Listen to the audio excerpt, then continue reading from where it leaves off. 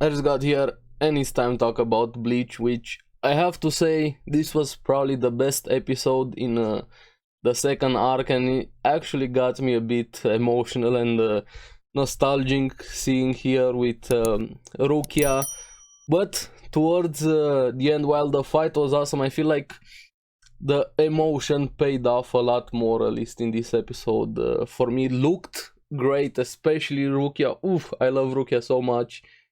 But this is also why I'm glad that Byakuya didn't. I remember back also with the manga, now with the anime, when we had the episode in the first arc, so many people were like, Byakuya needed to die there for it to be a better story. No, characters don't need to always die for a story to be better.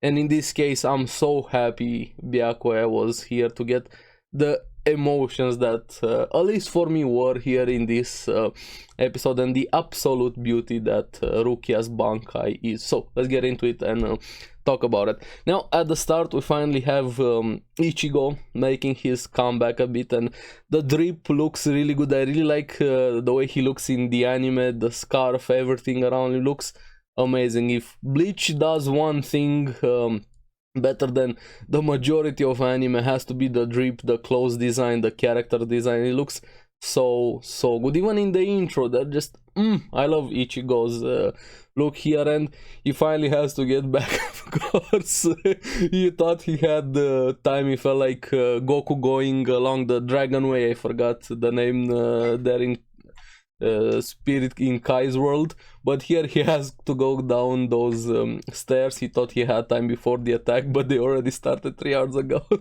So now he has to rush. But I really liked the Royal Guard's reaction to him, and we're gonna get more of them, hopefully, especially in the new content with the Royal Guards, especially Ichibe. Keep your eyes on Ichibe, and he actually calls Kisuke and Mayuri to tell them, hold on until I get there. And it was a small moment, but I really love the moment like that. Ichigo is one of the best shonen protagonists, so to say, because while you have all of the others wanting, hey, I have this big goal, becoming Hokage, becoming Pirate King, becoming Wizard King, well, I love all of that. Ichigo just wants to protect the people he cares about. Always, that was his driving force, and he's probably one of the most mature main characters that we have in a series like this, and this is why I love Ichigo, and I can't wait for him to finally get back. But before that, we also have the moment between Ashwalt and Uryu with the punishment of the defeated ones, and I really like the scales, how it looked with that guy blocking the first strike, but the scales just obliterated him, and Ashwalt whispered something to Uryu and finally explaining to him how Yuha absorbs the powers that he has given to the others, their knowledge, their experience here, and telling him the true goal is not the Soul Society. Now, if you've read the manga, of course, you know. If you haven't, I'm not gonna talk about the big spoiler here. That's gonna be when we get to that,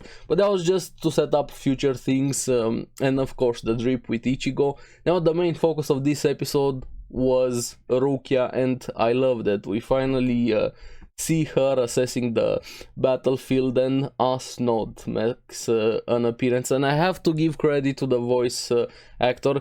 He pulls up that creepy voice so well.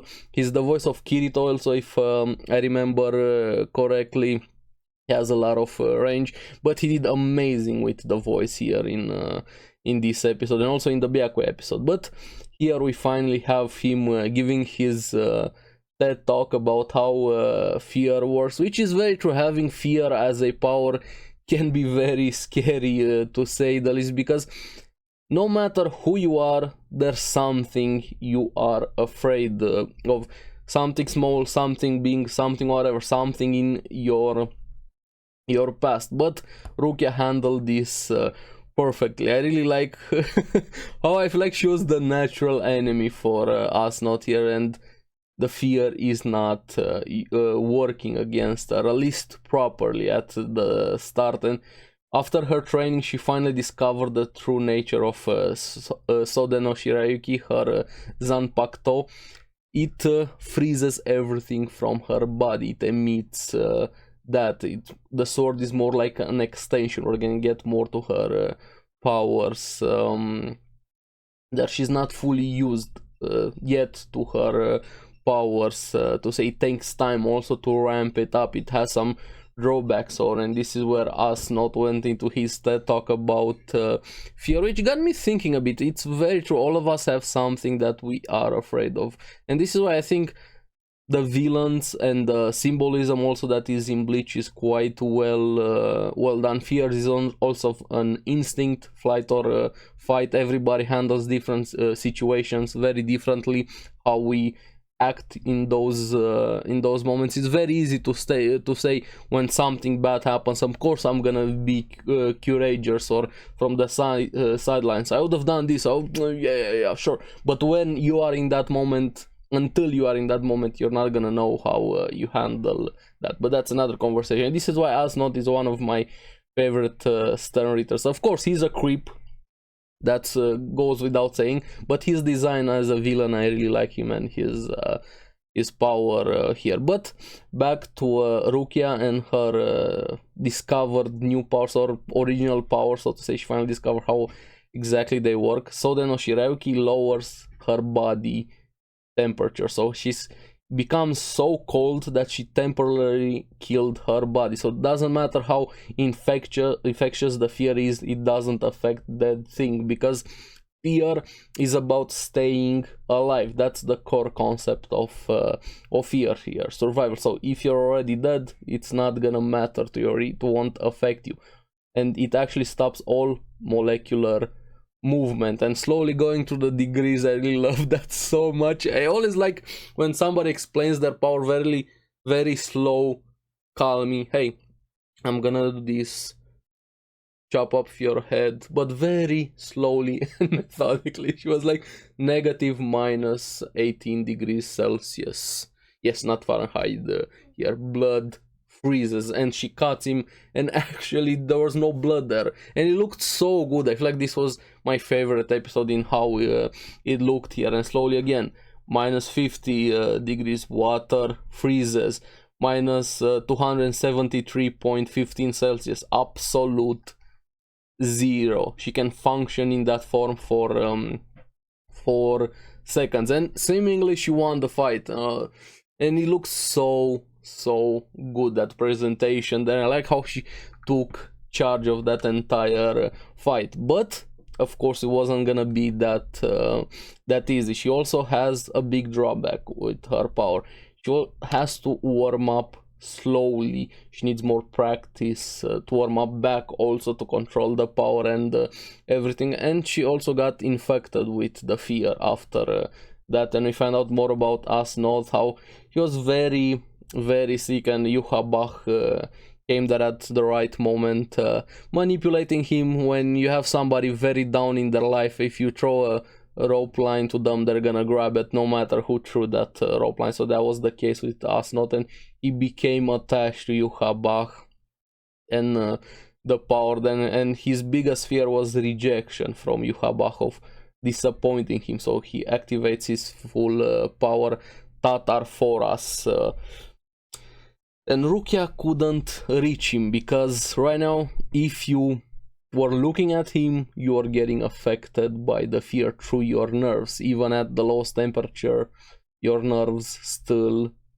work. So even what I really liked here was, besides all of the technicalities, how body works, temperatures and things like that, I feel like the trauma part of the episode was very true, because bad memories last longer or have a bigger impact, especially if it's a trauma with you. So even if she was closing her eyes, all of the bad memories, the traumas, everything was affecting her. And this applies to real life. Everybody has had some bad things in their life recently, back in the past, as childhood, and those memories, they stick with you. As the bad ones always stick with you, no matter what. You can learn to deal with them, but you never actually get over them, so to say. And this is why I really liked this episode here, and how fear was presented in Bleach and ARESxGOD's power. But after this, she was getting overwhelmed by the fear, all of the bugs, everything. She was about to lose the fight, but Byakuya comes in at the right moment. I was like, yes, yes, I'm so glad he's here. I love Byakuya, one of my favorite characters. Coming in, breaks that fear domain, so to say, saving Rukia and showing he also got his own power up, even to the surprise of ARESxGOD, using only his Shikai to cut everything around there in the entire area, not even his Bankai, and him finally rediscovering the true essence of Senbon Sakura. It's like art, you need to take a step back, which is very true. Sometimes we have tunnel vision, and this is why I really like this episode, because it ties back to the beginning of Bleach, or at least the Soul Society arc. How confident, how cold was Byakuya, how he was dismissing everybody, everything, and then we see him in this moment here. And that's why Ichigo was the biggest influence on changing a lot of the things for the better, and minds for Soul Society. But after this, when even ARESxGOD was surprised, this was my favorite moment in the entire episode, emotionally wise. ARESxGOD transforming into a monster, but then we have Byakuya calm, telling Rukia, you have become strong. And this actually hit me quite hard, thinking back of Soul Society, how he was willing to let her die. Of course, we know the reason for that. Just insane. I really like that so much, and it meant the world for Rukia. And to me, it just brought back a kind of like a flood of memories, so to say, in this episode here. Just that small line, and if Byakuya would have died, we wouldn't have had this great moment here. And Byakuya is a great character, and Rukia finally having hearing the thing she wanted to hear, just the recognition from her brother. Just insane how much I loved this, and telling her fear needs insecurity, and him having faith and trust into Rukia, leaving her to finish off ARESxGOD. Just amazing. I love this so much, and Byakuya didn't need to die, and everybody that says that, you're completely wrong. And finally Rukia unleashes her Bankai Haka no Togame, and just beautiful, doesn't even do it justice. Just insane how good it looked. She freezes completely, like the upper bodies of ARESxGOD, and him going through the last moment in his life with fear, admitting fear there, didn't wanting to die, but frozen solid, and he gets defeated, and we see Rukia in her full form, the Ice Princess. Just absolute beauty. That's gorgeous. They did such an amazing job with how she looked here, and just insane. I love that so much, Rukia here, and Byakuya going to her, grabbing her hand, even though he was getting hit by the ice, affecting him, burning him. Ice can actually burn. It's I know most of you know about this, but if you didn't know ice, there are ice burns, and Byakuya felt them there, and calming her, being there with her, slowly undo it, slowly. This is a magnificent Bankai, but it's very difficult, so take it slow, learn to control it properly, and paraphrasing a bit, don't sacrifice your life, is not worth it. And just showing how much he cherishes her, I'm struggling to pronounce my words here a bit, but I love this moment between Byakuya and Rukia a lot. Brought me back to the good old days, so to say, when I fell in love with Bleach. So yes, this was an amazing episode, probably my favorite so far from this arc, and I can't wait for more. Now, the last scene in the episode here, we have Isane and Yoruichi. Yoruichi was so cute.